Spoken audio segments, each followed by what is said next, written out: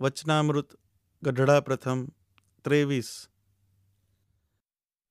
સ્વામિનારાયણ હરે સંવત 1876 પોષ સુધી પંચમીને દિવસ શ્રી મહારાજ શ્રી ગઢડા મધ્યે દાદા ખાચરના દરબારમાં ઉગમણે દ્વાર ઓરડાની ઓસરીએ ઢોલિયા ઉપર વિરાજમાન હતા અને શ્રી મહારાજે માથે ધોળો ફેંટો બાંધ્યો હતો તથા ધોળું અંગરખું પહેર્યું હતું તથા ધોળો સુરવાળ પહેર્યો હતો તથા કેડે કસુંબલ શેલું બાંધ્યું હતું અને પોતાના મુખારવિંદની આગળ પરમહંસ તથા દેશ દેશના હરિભક્તની સભા ભરાઈને બેઠી હતી.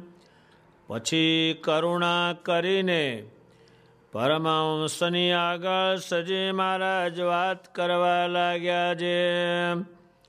વાસુદેવ મહાત્મા નામે જે ગ્રંથ તે અમને અતિશય પ્રિય છે. કેમ જે ભગવાનના ભક્તને ભગવાનને ભજાની જે રીતિ તે સર્વે એ ગ્રંથમાં કહી છે. અને ભગવાનના જે ભક્ત તે બે પ્રકારના છે. તેમાં એકને ભગવાનનો નિશ્ચય તો યથાર્થ છે, પણ તે દેહાત્મ બુદ્ધિ સો તો ભગવાનનું ભજન કરે છે. અને બીજો તો જાગ્રત, સ્વપ્ન, સુષુપ્તિ એ ત્રણ અવસ્થા તથા સ્થૂળ, સૂક્ષ્મ અને કારણ એ ત્રણ દેહ તેથી પરને ચૈતન્ય રૂપ એવું પોતાના સ્વરૂપને માને અને તે પોતાના સ્વરૂપને વિશે ભગવાનની મૂર્તિને ધારીને ભગવાનનું ભજન કરે. પછી ત્રણ અવસ્થાથી ને ત્રણ શરીરથી પર જે પોતાનું સ્વરૂપ તેને અતિશય પ્રકાશમાન ભાળે ને તે પ્રકાશને વિશે ભગવાનની મૂર્તિ જેવી પ્રગટ પ્રમાણ છે તેવી અતિશય પ્રકાશે યુક્ત ભાસે. એવી રીતની સ્થિતિવાળો હોય અને એવી રીતની સ્થિતિ જ્યાં સુધી થઈ નથી ત્યાં સુધી ભગવાનનો ભક્ત છે તો પણ તેને માથે વિઘ્ન છે. અને જો એવી સ્થિતિમાં શિવજી નહોતા વર્તતા તો મોહની સ્વરૂપમાં મોહ પામ્યા. અને એવી સ્થિતિમાં બ્રહ્મા નહોતા વર્તતા તો સરસ્વતીને દેખીને મોહ પામ્યા. અને એવી સ્થિતિમાં નારદજી નહોતા વર્તતા તો પર્ણાનું મન થયું. અને ઇન્દ્ર તથા ચંદ્રાદિક તેમને જો એવી સ્થિતિ નહોતી તો કલંક લાગ્યા. અને ભગવાનનો ભક્ત હોય પણ જો એવી સ્થિતિને ન પામ્યો હોય તો ભગવાનને વિશે પણ પ્રાકૃત ભાવ પરઠાઈ જાય છે. જેમ રાજા પરીક્ષિત એવો ભક્ત નહોતો તો રાસ ક્રીડા સાંભળીને શ્રી કૃષ્ણ ભગવાનને વિશે સંશય થયો. અને શુકજી જો એવા ભક્ત હતા તો તેને કોઈ જાતનો સંશય થયો નહીં. અને જે એવો ભક્ત હોય તે તો એમ સમજે જે મારે વિશે કોઈ દોષ અડી શકે નહીં તથા તે દોષ કાંઈ બાદ કરી શકે નહીં.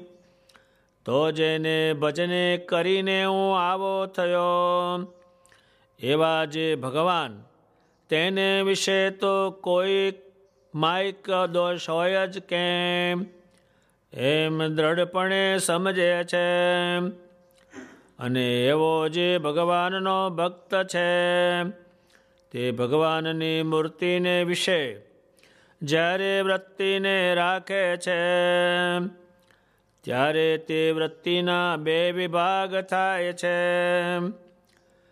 તેમાં એક વૃત્તિ તો ભગવાનના સ્વરૂપમાં રહે છે, અને બીજી તો જે ભજનનો કરનારો તેમાં રહે છે. અને ભગવાનના સ્વરૂપમાં જે વૃત્તિ રહે છે, તે પ્રેમે યુક્ત રહે છે. અને ભજનના કરનારામાં જે વૃત્તિ રહે છે, તે તો વિચારે યુક્ત રહે છે. અને તે વૃત્તિ જે તે ભજનના કરનારાને વિશે ભગવાનના ભજન વિના બીજા જે ગાઢ સંકલ્પ થાય છે, તે સર્વેને ખોટા કરી નાખે છે. તથા તે ભજન કરનારામાં જે દોષ, તે સર્વેને ખોટા કરી નાખે છે. એવી રીતે તેની વૃત્તિ ભગવાનમાં અખંડ રહે છે.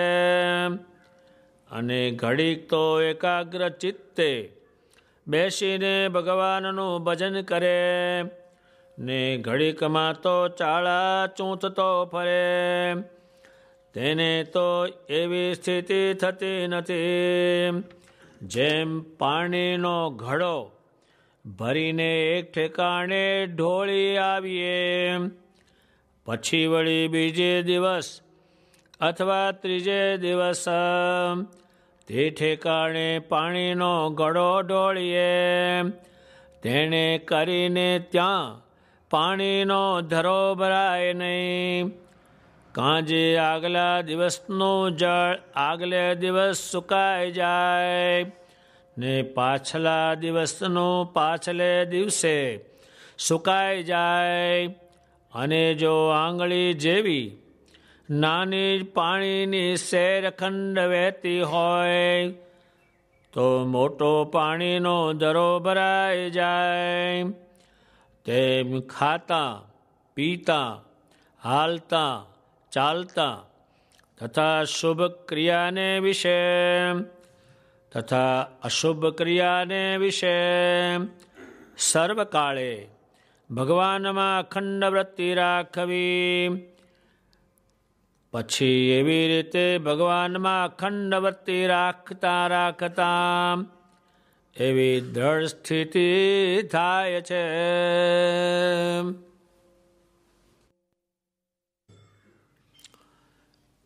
આ વચનામૃતમાં ભગવાન સ્વામિનારાયણને ભજવાની રીત સમજાવે છે.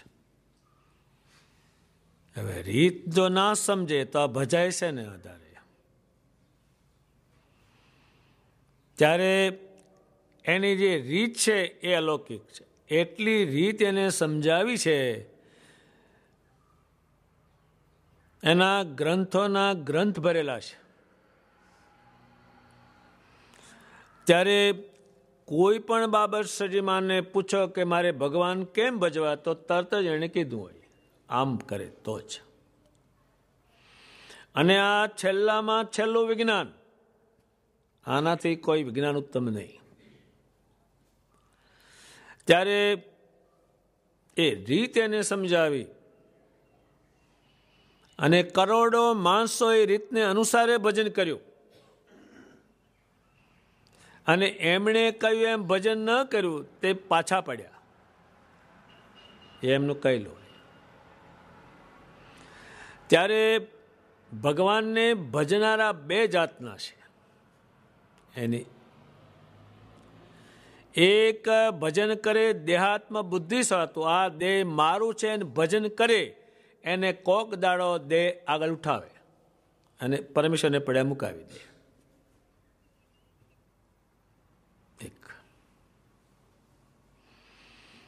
ત્યારે અને એક બીજો જે ભજન કરનારો છે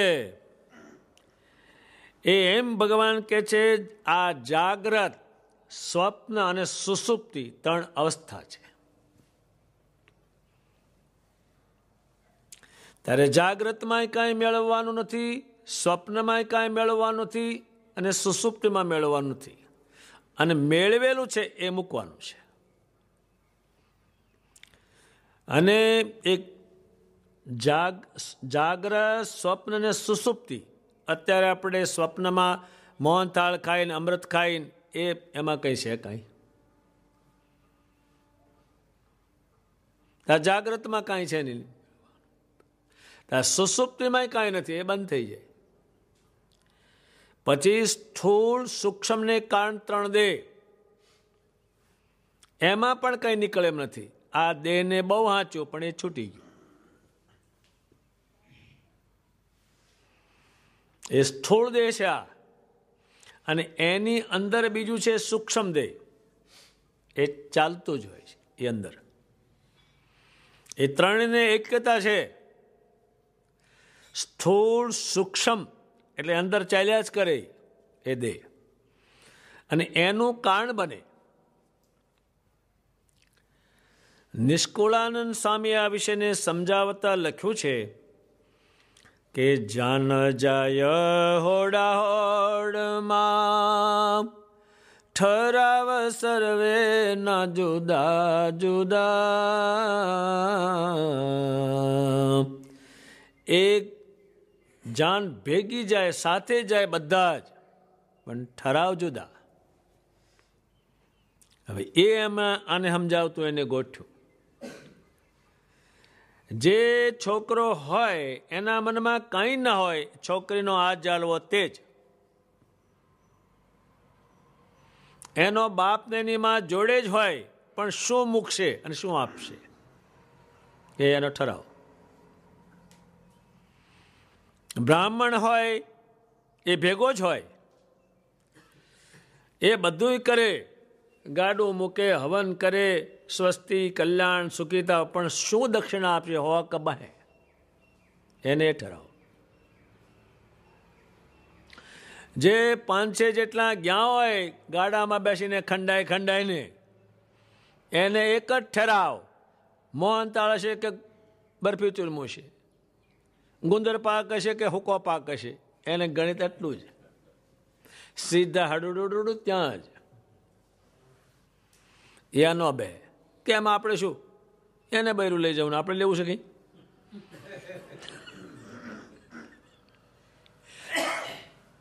ભેગા જાય. એક ઠરાવ જે છે, એક સ્થૂળ સૂક્ષ્મને કારણ જે બન્યું એ તમને ત્યાં લઈ જાય. તારે સ્થૂળ દેહમાં કશું નીકળવાનું નથી, સૂક્ષ્મમાં કાંઈ નથી, અને કાળમાં કાંઈ નથી. એ 3 અને 3 આ 6 માંથી બહાર કાઢશે ભગવાન, અને પછી ભગવાન ભજવાનું કહેશે, સમજાવશે. ત્યારે આપણે ત્યાં ભગવાન સ્વામિનારાયણ જે ખંડન કર્યું તે લોકો આટલું બધું ખંડન કેમ કર્યું, આટલું બધું ખંડન કેમ કર્યું? હજુ તો આખું ખંડન થઈ જશે બધું. ત્યારે પેલો દેહ મારું છે અને ભજન કરે છે, અને બીજો દેહ મારું નથી એમ માની ભજન કરે છે. 3 અવસ્થાથી બહાર નીકળીને, 3 શરીરથી બહાર નીકળી અને પુરુષોત્તમ ભજે. આને થવાનું કાંઈ નથી. જે શ્રી મહારાજે આ સંસ્કાર પાડ્યા એના બન્યા બ્રહ્માનંદજી, એના બન્યા નિષ્કુળાનંદજી, એના બન્યા અદ્ભુતાનંદજી, એ આ સંસ્કારને કારણે. અને આ સંસ્કાર ન પડ્યા અને દેહાત્મ બુદ્ધિ સાતું ભગવાનનું ભજન કર્યું, એને બધાએ મોટા ભાગના ભગવાન પડ્યા મૂકેલા છે. દેહને કંઈક થાય ત્યારે વાંધો,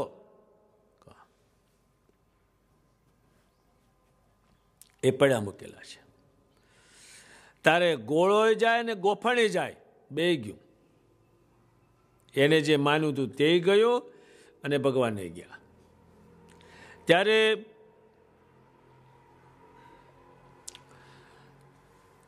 અને આ 3 ને 3 6 એ વસ્તુ મૂક્યા પછી એના આત્મામાં પ્રકાશ થાય છે. અત્યારે જેમ આપણે દિવાળીની પેટી હોય પણ આમ ઘસો એટલે પ્રકાશ થાય, એમનેમ ન હળગે. અને જો એમનેમ હળગ્યું હોય તો એને ગુંજામ રાખે કયો? એ ક્રિયા કરો એટલે થઈને ઊભું રહે. અત્યારે કોડિયું તેલને વાટ અને તમે આમ કરો તરત જ દીવો થાય. ભાઈ એમનેમ તમે કરવા જાઓ તો મરી જાય. તો કોડિયું છૂટું, તેલ છૂટું અને વાટ છૂટી. એ ક્રિયા કરો એટલે એ થઈને ઊભું રહે. અને એમાં ભગવાન સ્વામિનારાયણની મૂર્તિ જેવી છે એવી અંદર ઉતરે. ત્યારે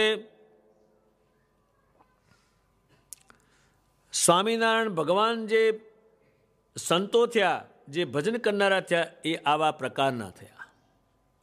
અહીંની તો કોઈ વસ્તુ જ ન અડે, એને કોઈ કામ ન લાગે. ભગવાને સંતોને પૂછ્યું તમારો જીવન ક્યાંય ચોટે? કે ના મહારાજ, ક્યાંય ચોટતો નથી. ત્યારે એવા હજારો સંતો થયા પરમહંસો. અને એ પરમહંસો કેમ થયા એનું કારણ શ્રીજી મહારાજ છે, એ સમજાવે. આમ હાથે ખંજોળવાય ન દેલો તારે થયા. શરીરમાં ક્યાં જીવ ગયો? આમ ખંજોળવાનું નહીં.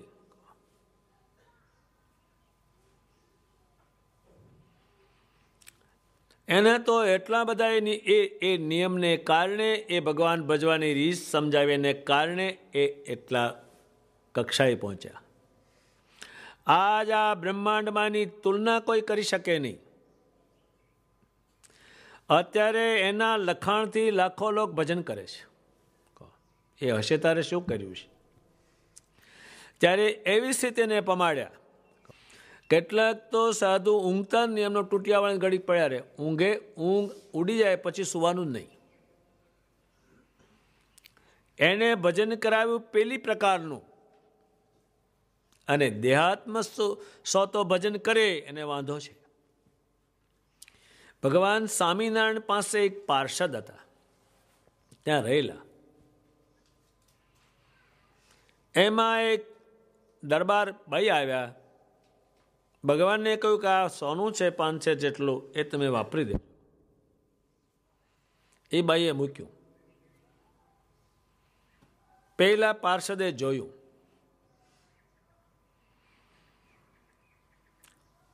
પાર્ષદનો જીવ એમાં ગયો. ભગવાને જોઈને ભાઈને કહ્યું કે જ્યારે અમે જોશે ત્યારે મંગાવી લેશું, પણ તમે અત્યારે પાછું લઈ જાઓ. કે મહારાજ વહેલાસર મંગાવી લેજો. કે સારું. ભાઈ એના અવતારા પર ગયા. આ પાર્ષદ ત્યાં ગયા કે જો મને ભગવાન મોકલશે તો હું જ આવીશ. આ બધી ગોઠવણી એને કરી લીધી. આ ભાઈ એને ઘેર ગયા. પણ પેલી રાહ જોવે ભગવાન વહેલાસર મંગાવી લે તો સારું. સ્વામિનારાયણને કહ્યું નથી અને પેલા પાર્ષદ ઉપડ્યા. એ ભાઈને ઘેર ગયા. પેલો હાથો તો બેહાડી દીધો તો એને. પાર્ષદને જોઈને ભાઈ રાજી થયા. અને પાર્ષદે કહ્યું કે ભગવાને મને સોનું લેવા મોકલ્યો છે. કે ઘણું સારું. ભાઈએ જમાડવાનું કહ્યું. ના, મહારાજે કીધું છે તત્કાળ આવજે, કારણ કે આને આગું પાછું થઈ જવું હતું અને હું જમવા નહીં રોકાઉં. મહારાજે કહું તરત આવજો, એટલે મારે તો અત્યારે નહીં જમાય. ભાઈએ એને કહ્યું સારું. એ સોનાનો ભર્યો ડબરો આપ્યો. એ લીધો અને એમાં એણે ગોખ્યું કે આની વેચીને એક મેળી કરીશ, એક ઘોડી લાવીશ, થોડી વાડી લાવીશ અને પછી બૈરી લાવીશ. આમ સંકલ્પ કરતો કરતો ઉતાવળો હાલ્યો જાય. એમાં ભગવાન સ્વામિનારાયણ માણકી લઈને ત્યાં સામે આવ્યા. કેમ ભગત? કે હા મહારાજ. ક્યાં જઈ આવ્યા, ક્યાં જાઓ છો? મેં તમને કહ્યું છે હોનું લાવવાનું, તમે લીધું ને? ક્યાં મહારાજ, આર્યો ડબલો, હાલો પાછા. એ ભાઈને પાછો અપાયો, પણ એ ગયો ખરો આમાં, એ વાંધો છે આમાં. પાસે જ રહેતો હતો. પેલો ભાવ એનો દેહમાં માને છે અને ભજન કરે છે, એને તો મેળ જ ના પડે સંજોગોમાં લાંબો. ત્યારે ભગવાન સ્વામિનારાયણે 3 અવસ્થા 3 દેહથી બહાર કરાવીને પછી ભજન કરાવ્યું બધા, એની રીત છે. ત્યારે આજ બ્રહ્માનંદજી ને યાદ કરે, શેને કારણે? ક્યાંય ગયા જ નથી. એને જ્યારે દીક્ષા આપી ત્યારે પુષ્કળ સોનું હતું, બધી વસ્તુ હતું, બધું જ ચાકરોને આપી દીધું. નાની ઉંમરમાં. ત્યારે આજ બ્રહ્માનંદ કરે બધા, તારે એને મંદિર બાંધ્યા અને લાખો લોકોને ભગવાન ભજાવ્યા. અને આજ એમના ગ્રંથો લાખો લોકોને ભજન કરાવે, પહેલા ન થાય. એટલે ભજન ખરું, પણ દેહાત્મા બુદ્ધિ સોતા જે ભજન કરે છે એને ઘડીએ ઘડીએ માથાકૂટ. અને શરીર મહારાજ જે રીતે ભજન કરાયું, એક કોદાડો ઘર હામું ન જોયું, કશા હામું ના જોયું. ત્યારે જો દેહાત્મ બુદ્ધિ સોતો ભજન કરે એને માથે વિઘન છે, એમ કે આવવાનું જ છે કંઈક. શરીર મહારાજે જે આ પ્રબંધ બાંધ્યો છે બધો, એ ભજન કરવા માટે બાંધ્યો છે. જગતના જે જીવ છે એને અવળું લાગ્યા, એને અવળું લાગે. પણ ભગવાન જે ભજવાની રીત છે એ પ્રમાણે આ ભગવાન સ્વામિનારાયણ સંપ્રદાયમાં શ્રેષ્ઠ માણસો કાયમ થતા રહેવાના છે. ત્યારે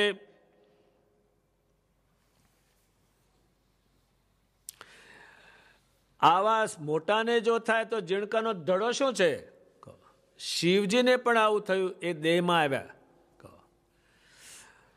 ભગવાને અસુરોને મોહ પમાડવા માટે એક મોહની સ્વરૂપ ધારણ કર્યું, એવી સ્ત્રીની આકૃતિ ધારણ કરી. તે બધા એની પાછળ હાલ્યા. એ મહાદેવજીને કોકે વાત કરી કે ભગવાન સ્વયં પોતે સ્ત્રી બન્યા, એટલા રૂપાળા બન્યા કે આ બ્રહ્માંડમાં એવી કોઈ સ્ત્રી નહીં. શું કહો છો? કા મહાદેવજી કહે છે, એ ભગવાન મને તમે મોહની રૂપ દેખાડો. તો કંઈ તમારે કામનું નથી, એ તમારે કામનું નથી. કે દેખાડો ને દેખાડો કે છે. જો હા, હું તમને ના પાડું છું આ, પણ તમે રહેવા દો. હવે સનો લીધો, હઠ લીધી. ભગવાન સામે ઉભા હતા, ત્યાંથી જે આકાર પલટ્યો અને સ્ત્રીનો આકાર બનાવ્યો. પાર્વતીએ ફીકા લાગ્યા, બધી સ્ત્રીઓ ફીકી, એવો આકાર ધર્યો. પછી મહાદેવજી એ ભગવાનનું સ્વરૂપ, મોહની સ્વરૂપ હમણાં જ જોવે છે. સ્વરૂપ ભગવાનનું જોયું, પછી આ સ્વરૂપ જોયું.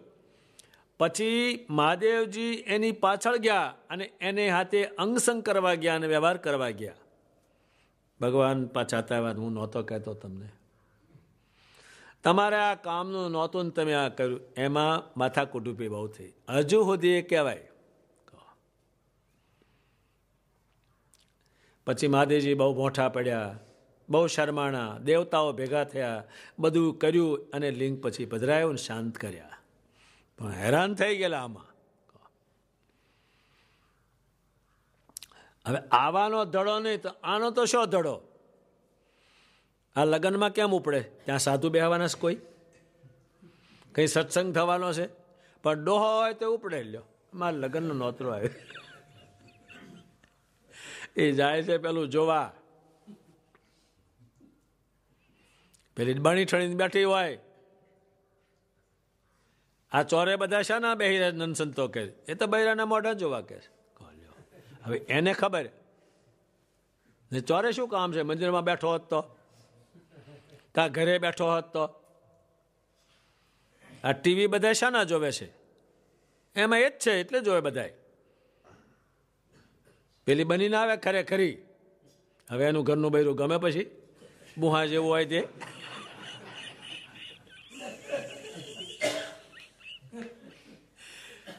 એમાં હાકલ ડકલ થાય છે, બીજું કઈ છે નહીં.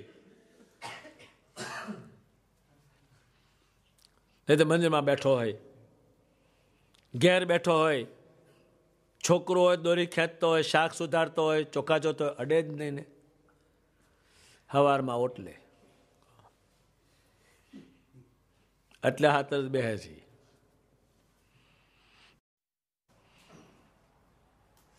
બ્રહ્માનંદજી તો કેટલું આના વિષયમાં લખ્યું છે.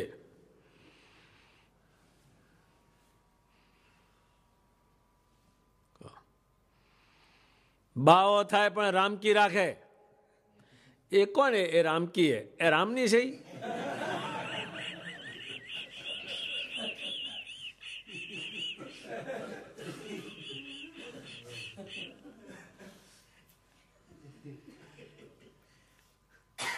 બ્રહ્માનંદજી તો એટલું બધું આના વિશે લખ્યું છે કે દુનિયાના કોઈ પણ માણસને ખબર ન એ શોધીને બહાર કાઢ્યું એને.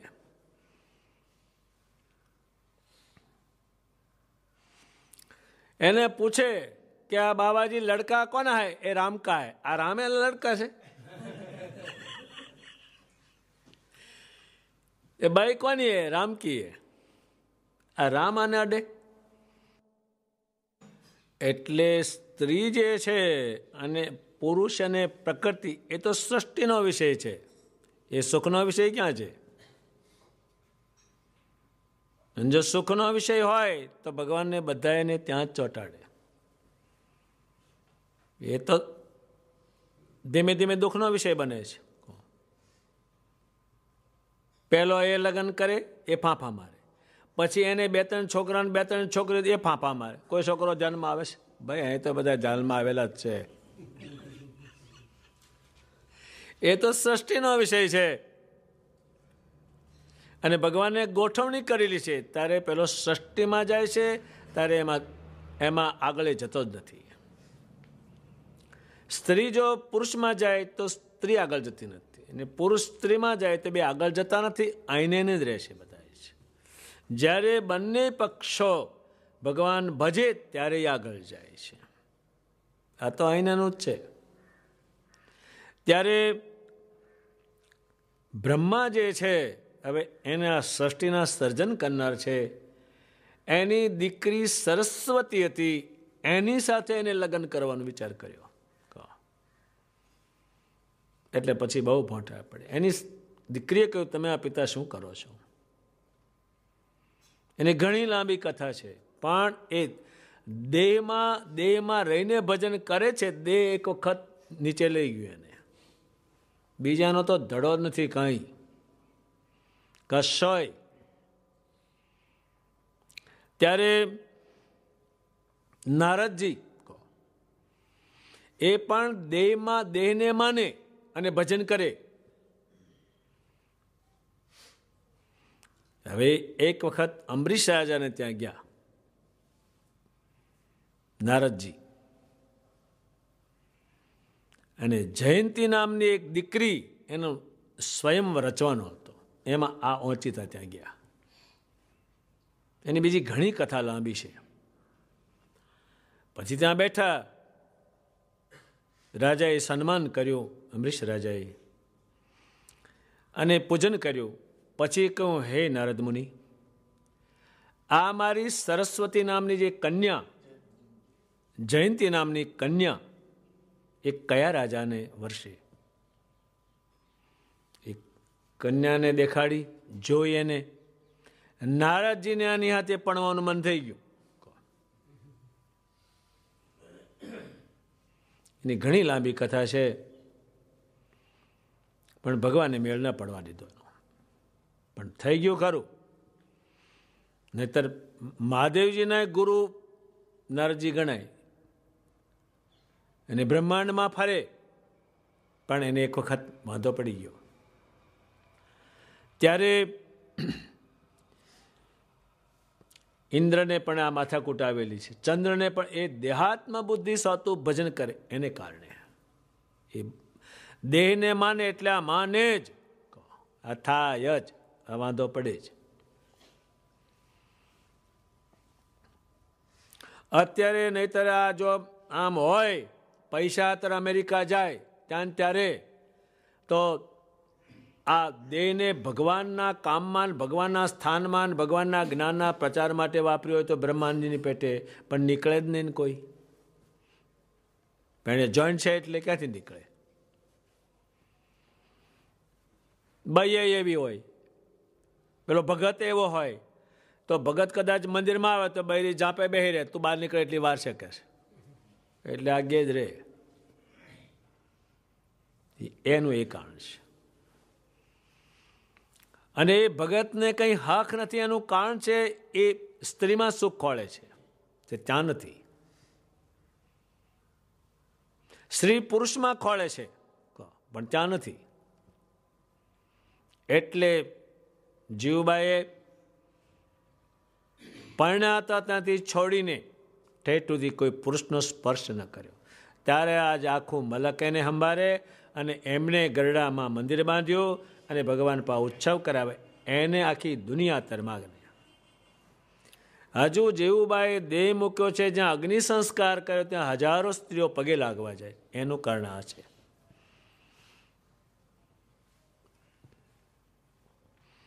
એના હજારો મંદિરોમાં ચિત્રો મુકાણા બાઈઓના મંદિરમાં. એ પ્રેરણાદાયક છે. શું એને કર્યું? તો કે એના પરણ્યા પતિનો ત્યાગ કરેલો છે. એ પુરુષમાંથી છૂટી અને પુરુષોત્તમમાં જોડાણા છે. અને પુરુષને રાજી કરવાનું પડ્યું મૂકી અને પુરુષોત્તમને રાજી કર્યા છે, એનું એ પરિણામ છે. ત્યારે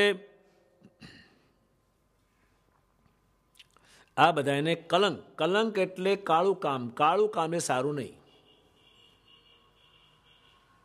ભગવાન સ્વામિનારાયણ બિરાજમાન હતા તે સંતોએ કહ્યું, ભગવાન તમે પરમેશ્વરપણું જણાવો તો ઘણા માણસો આવે.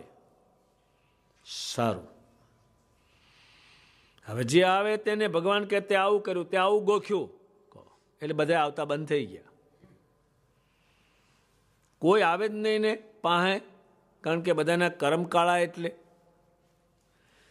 પછી બધા આવતા બંધ થઈ ગયા કે ભગવાન આવતા કેમ બંધ થઈ ગયા? તો તમે કીધું ભગવાન પણ દેખાડું, જેવું કરે છે એવું મેં કહેવા માંડ્યો એટલે આવતા બંધ થઈ ગયા. પછી કે હવે કશું કોઈને કહેશો જ નહીં, બહુ હારા બહુ હારા, એટલે આવવા માંડ્યા. ત્યારે વાંધા છે બહુ. ભગવાને 500 પરમહંસો બનાવ્યા, ગ્રસ્તો એવા બનાવ્યા, એવા વર્તમાન લાવ્યા, એવી રીત લાવ્યા, એટલે શ્રેષ્ઠ બન્યા.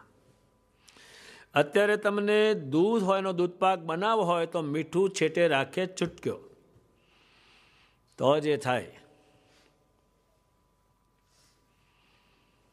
ત્યારે એ સમજ છે પૂરી. ભગવાન ગઢપુરમાં હતા અને મુકુંદ બ્રહ્મચારીને કંઈક લેવા મોકલે કે જાઓ બાપાથી આ ફળ લઈ આવો, એટલે લેવા જાય એટલે નજીક જાય થોડા,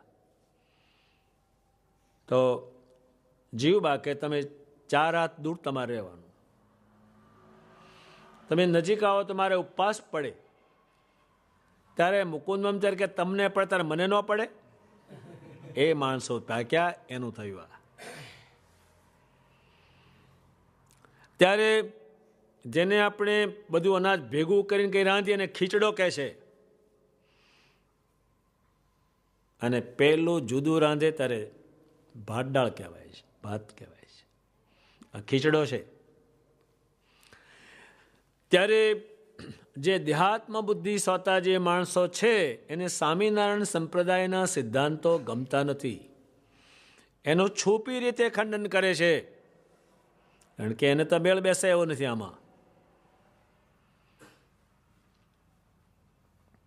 જાહેરમાં તો થાય એવું નથી અત્યારે. ત્યારે ભગવાન સ્વામિનારાયણે જે પછી એમને પણ બહુ લોકોએ કહ્યું કે સ્વામિનારાયણ આવા છે, સ્વામિનારાયણ આવા છે, પણ એ કોઈ માન્યું નથી. ત્યારે સ્વામિનારાયણ જે છે એ અમુકની બાઈ લઈને જતા રહ્યા છે, અમુક કાઠિયાણી લઈને જતા રહ્યા છે, એવું કહેલું છે, પણ કોઈ એનું માન્યું નથી.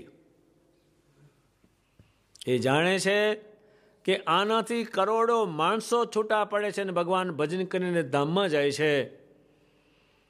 એમાં પરીક્ષિત રાજા લાવ્યા ભગવાન. પરીક્ષિત રાજા ભગત નહીં, એ બહુ જાણતો નહોતો.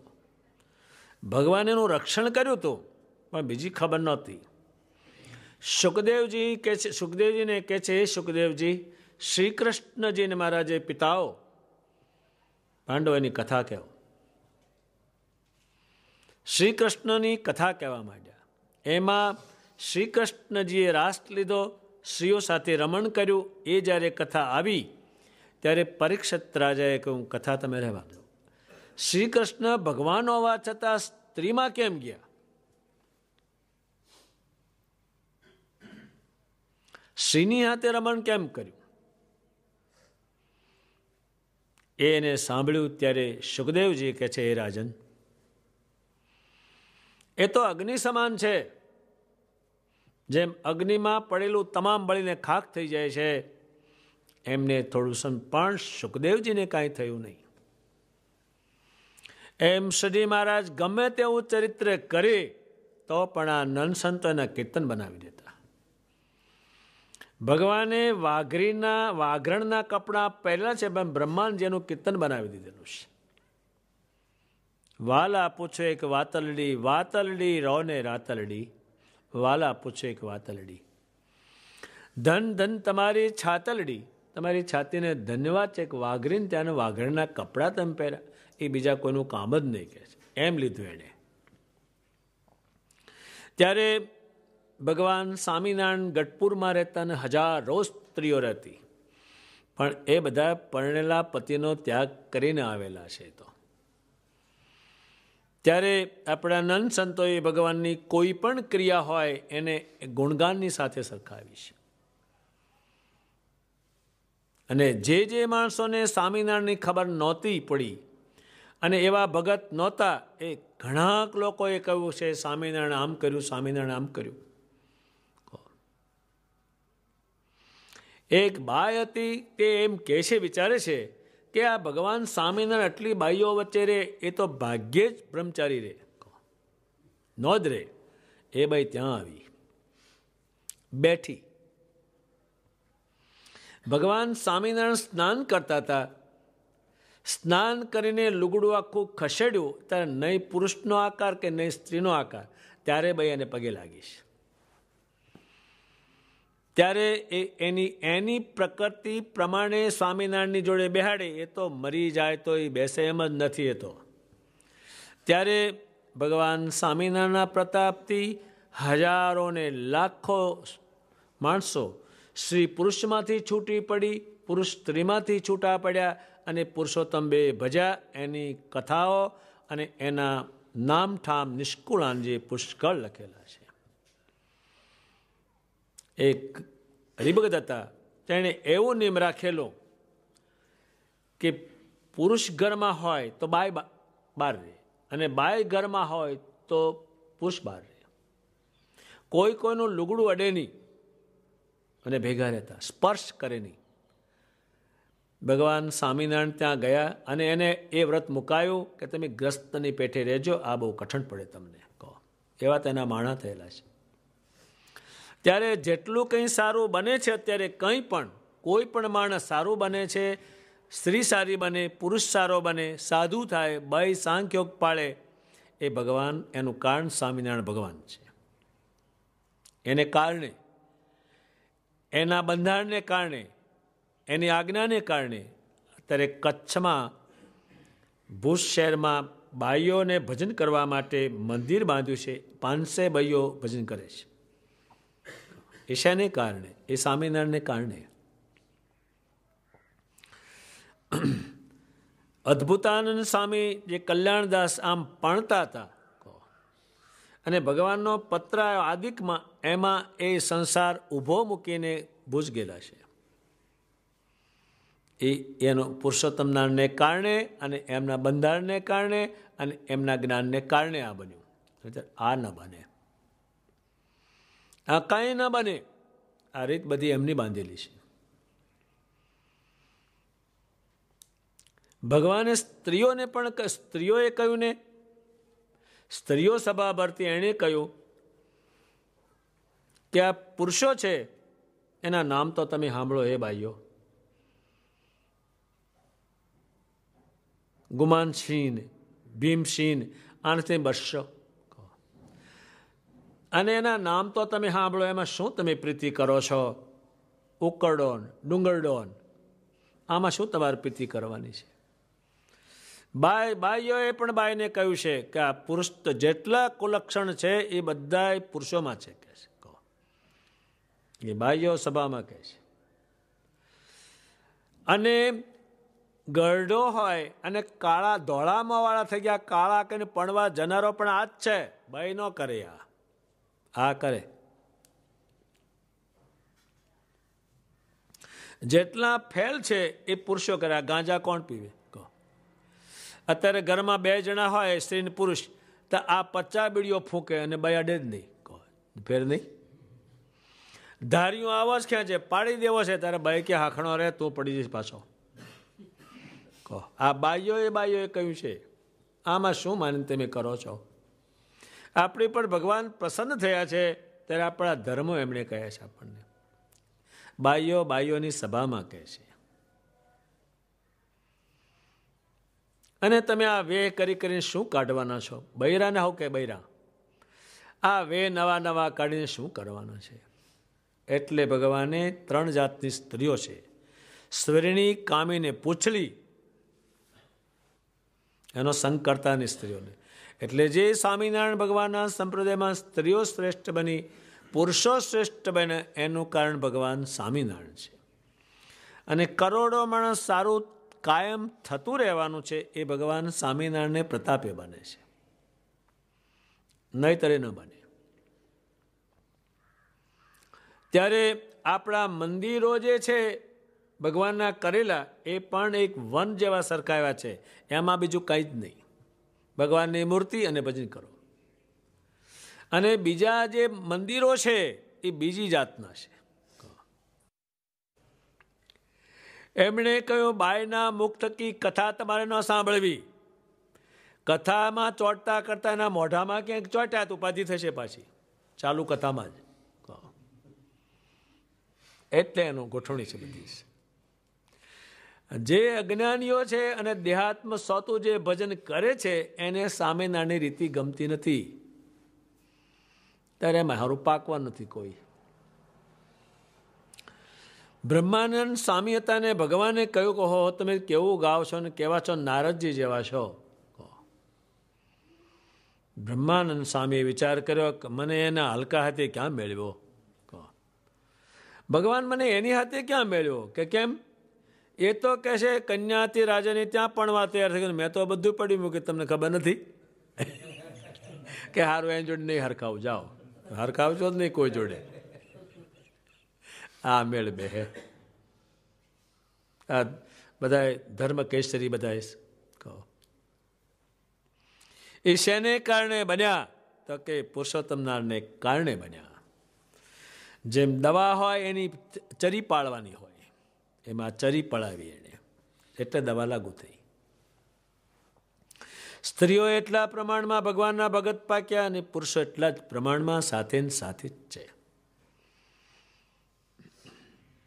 ત્યારે રાજબાઈ જેવી સ્ત્રી પાકી. પરણીને હાજે ગયા, એનો પુરુષ એને અડી ન શક્યો અને બીજી દાડે પાછા આવ્યા. ભગવાને એનું શરીર વાઘનું બનાવ્યું, સિંહનું બનાવ્યું. એ શેને કારણે બન્યું? અને આ ધર્મ ચાલે છે શેને કારણે?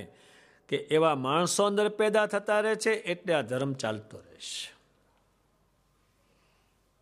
અત્યારે તો કેટલાક ધર્મ ઊંચાળા ભરવા માંડ્યા છે કે નહીં ચાલે.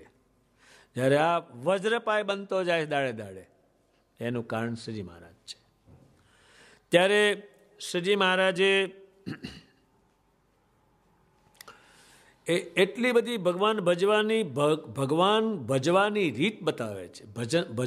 ભજવાના નહીં, ભગવાન ભજવાની રીત, એને રીત બતાવેલી છે.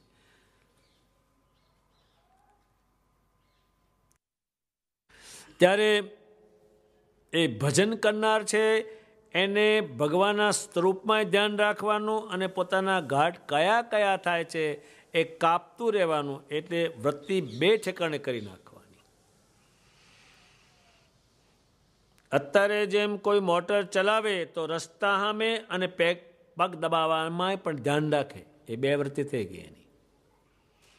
ઊભી રાખવી હોય તો પગ દબાવી દે, આમ રસ્તામાં ધ્યાન રાખે. એમ ભજન કરનાર જે જીવ છે એ જીવની પછી વૃત્તિ કરીને મારી વૃત્તિ સ્વામિનારાયણમાં ગઈ છે કેમ ન ગઈ હોય અને ખોટા ઘાટ થયા હોય તો એને કાપ કરવા, આમાં કશું વળશે નહીં અને આમાં જવાનું. એ પણ ભગવાને ભજન કરવાની રીત શીખવાડી. પછી તમે એક દ્રષ્ટાંત દીધું કે ઘડો પાણીનો હોય, તમે ઢોળી આવો અને 2-3 દાડે પછી પાછો ઢોળો તો પેલું પાણી સુકાઈ ગયું હોય. એમ તમે ઘડી 2-4 દાડા સુધી ભજન કરશો, પછી બંધ કરશો તો વળી પાછું સુકાઈ જશે. એ ઘણા લોકો સુકાઈ ગયા. પણ આંગળી જેવી પાણીની સેર ધીમી ધીમી ચાલુ હોય તો ત્યાં પાણીનો ધરો ભરાશે. એમ તમે ભજન ચાલુ રાખજો અને મારા આકારને જોજો કરજો તો તમે લીલા બહુ થશો, ધરો ભરાઈ જશે. ધરો ભરાશે એટલે બહુ માણસો આવશે પીવા. અને સુકાઈ ગયેલું તળાવ હોય એમાં કોણ પાણી પીવા જવાનું છે? એ ધરો છે. એટલે ધરો છે એ સ્વામિનારાયણની મૂર્તિ છે. ત્યારે ભગવાન સ્વામિનારાયણે ભગવાન ભજવાની રીત શીખવાડી, એને વિશે આખું લખ્યું છે. એમાં નારદજી લાવ્યા, એમાં બ્રહ્મા લાવ્યા, એમાં ઇન્દ્ર લાવ્યા, એમાં પરીક્ષિત રાજા લાવ્યા. ત્યારે જાગ્રત, સ્વપ્ન અને સુષુપ્તિ એટલે હાવ બંધ, એ એમાંય કાંઈ નથી. પછી 3 દેહ, સ્થૂળ, સૂક્ષ્મ ને કારણ, એ એમાંય કાંઈ નહીં. કારણ એટલે બને છે ત્યાં અહીંથી જે જીવ ખસતો નથી એ એનું કારણ બન્યું છે. અહીં જે ભૂત ને પ્રેતની જે માથાકૂટ છે ને, જે માણસ બધું છે એ માથાકૂટ આ જ છે. જો એ ભગવાનને ઘેર ગયો હોય તો હોય જ ક્યાંથી? આપણે પણ ભગવાન પૂરા નહીં ભજેલા એટલે જન્મ થયેલો, નહીતર જન્મ અહીં શું કામ છે? એનું કારણ આ છે, એ ભગવાન સમજાવે. એટલે ભગવાન ભજવાની જે રીત છે એ ભગવાન પૂરી સમજાવે છે. ને એટલી બધી લખી છે, રીત એની એટલી બધી લખેલી. કોઈ પણ બાબત હોય શ્રીજી મહારાજ કહી લે હોય. એટલે ભગવાન સ્વામિનારાયણના ગ્રંથો છે એ ભગવાન ભજવાની રીતના છે, ઠેકાણે પડવાની બાબત છે. પહેલાં ઠેકાણે જ પડતા નથી, માથાકોટ બાવાની. આ કોઈ મર્યાન ભાગવત કેમ બેહાડે છે? એને વહેમ છે. વચમાં કેમ ન બેહાડ્યું? જીવતો તારે કેમ ન બેહાડ્યું? એ મરી ગયો છે એનો વહેમ પડે કે હાળો રેન આ કથા જતો છે. આ કથા એને ઘણા પારણ સાંભળી નાખ્યા છે, પણ એમ નથી જાય હોય. એને આ વાત સમજે તો જ જાય. એટલે આ પારણ એના જ થાય. મેં કંકોત્રી લખે છે, મારો બાપ મરી ગયો છે, એને સદગતિ થાય એટલા માટે બેહાડ્યું. હા, આવું તે લખાતું છે, ત્યાં જોયું છે આ બધું. પણ ગણિત જ આવું બધા એનું. એક ગામ ભગતનું ગામ છે, પણ ઘેરે ઘેર નાળીને ઘેરે ઘેર ભૂતા. શું કરું? એ આ વાંધો છે. ભજન કરે પણ દેહાતમાં હોતો, ચોરા ચવટે બેહી રાખો દાડો, ટીલા કરીને. એ વાંધાવાળું છે. બધા હરિભક્તો ભેગા થઈને એક ડેરું બાંધ્યું છે. હવે એની બાધા જે કરવાની, તે નાળીએ ઠીકરાનો ટોપલો ત્યાં મૂકવા જવાનો, એ બાધા એની હરિભગત થઈને. એ કેમ થયું? તો કે થાય જ ને. એ કેમ ન થાય? વેમ જ નરો. વળી એ ગામ એમ કે છે કે અમારે ગમે તે દેવનો કોપ થયો તેને આ ગામમાંથી જીવ બહાર જઈ શકતો નથી. મૂળ આ પરમેશ્વરમાં ચોંટેલો જ નથી. અને ચોંટેલો છે એ દેહાત્મ બુદ્ધિ થતો છે. એ ચોંટ્યો જેમ મહાદેવજી જેમ મોહનીમાં ચોંટ્યા એમાં ભજન કરતા હતા, એમાંથી આમાં ચોંટેલા છે. નહીતર એ મહાદેવજીને ન લાવે, સરસ બ્રહ્માને ન લાવે, પણ આવા મોટા મોટા આમાં ગયેલા છે. ભગવાનનું ભજન પડ્યું મૂક્યું છે. ભગવાને ના પાડી તો પણ એ અઠ લીધી એણે અને હેરાન થઈ ગયા. પણ એ તો પાછા સારે માર્ગે ચડી ગયા. આ ચડે જ નહીં ને. શ્રીજી મારે એક લગ્નમાં ગયા છે. સુખપુર નામનું ગામ છે ગઢપુર પાસે. તો હરિભગત હતા પણ બે ફામ થઈ ગયેલા અને ગાંડા ગાંડા થઈ ગયેલા. ભગવાન કે આ જો ને આ ભગતની રીત છે. તે પાછા આવ્યા. મનમાં બહુ ગ્લાનિ પામ્યા. મુક્તાન સામે કે મારે શું થયું તમને? કે હું તો આનંદ કરવા ગયો હતો લગ્નમાં, પણ ત્યાં તો ગાળ્યો ને એવું બોલે બધું કે બે ફામ થઈ ગયા છે. તમે લગ્નમાં જાય તો પ્રભુના ગીત ગાય, અને સાંખ્યોગી ન જાય, કર્મયોગી જાય તો ભગવાનના ગીત ગાય. એ એણે પ્રબંધ આખો કરેલો છે.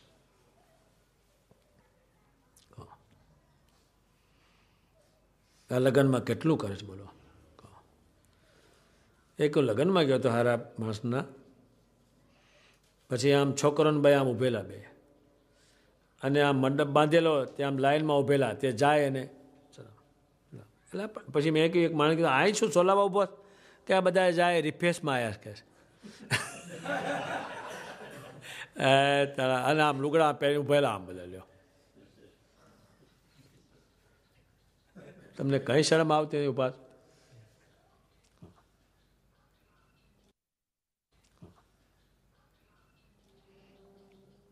ત્યારે એ દેહાત્મ બુદ્ધિ પાછો ભગત હતા તો ધંધો આનો આજ.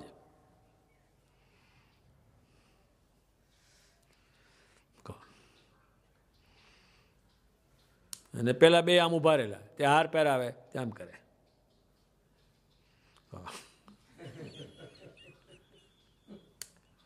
શું આમાં કાઢવાના હતા?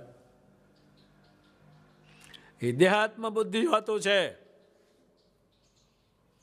એ ગમે ત્યારે આમ ચોંટવાનું છે, જવાનું જ છે. મહાદેવજી જેવા જો જતા રહે અને ભગવાન ના પડતા, ઝીણકાનો તો ધડો શું? હાથી હલવાય ત્યારે ઉંદડીનો તો શો ધડો આમાં કોઈનો. એટલે ભગવાન ભજવાની રીત બાકી આ વચનામૃતમાં સમજાવી છે. મહાદેવજી એટલા માટે દ્રષ્ટાંત દીધું દેવતાઓનું કે આવા આવા જો આ દેહમાં હતા તો આમ ગયા તો તમારે જતા વાર કેટલી લાગશે. માટે મારા પ્રબંધમાં રહેજો, હું કહું તેમ કરજો, અને આવું ભજન કરશો તો તમે પાણીના ધરાની પેટે તમારા આત્મામાં હું રોકાઈશ, અને હજારો માણસો તમને જોવા આવશે, તમે ક્યાંય જોવા નહીં જતા.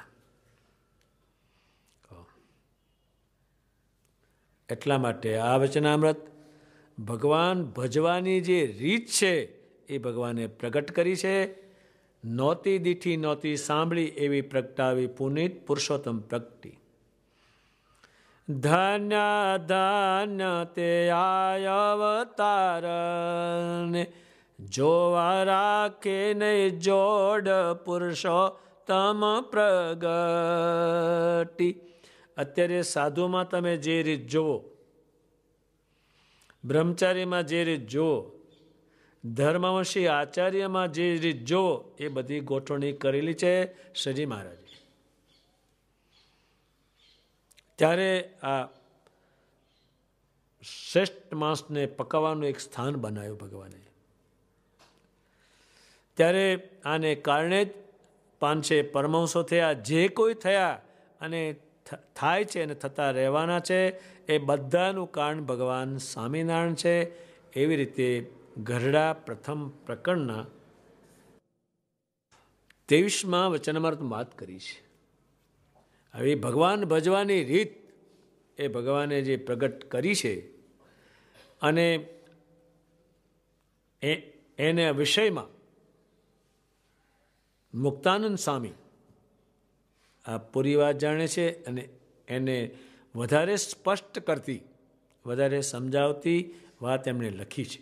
તો એમનો પ્રત્યક્ષ પણ પુરાવો આપણે થોડોક સાંભળીએ.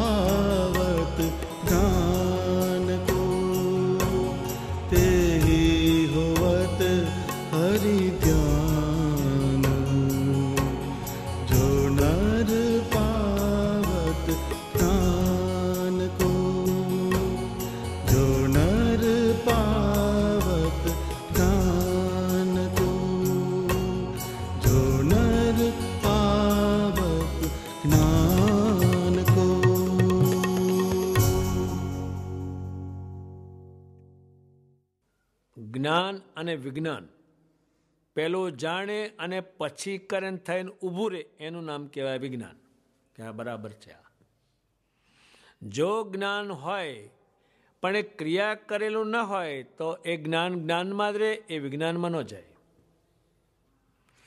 ભગવાન સ્વામિનારાયણ જે રીત સમજાવી એ જ્ઞાન કર્યું અને એની ક્રિયા કરી એટલે એ વિજ્ઞાન થઈ ગયું. વિજ્ઞાન એટલે એને સમજ પડી ગઈ, આ થાય જ છે.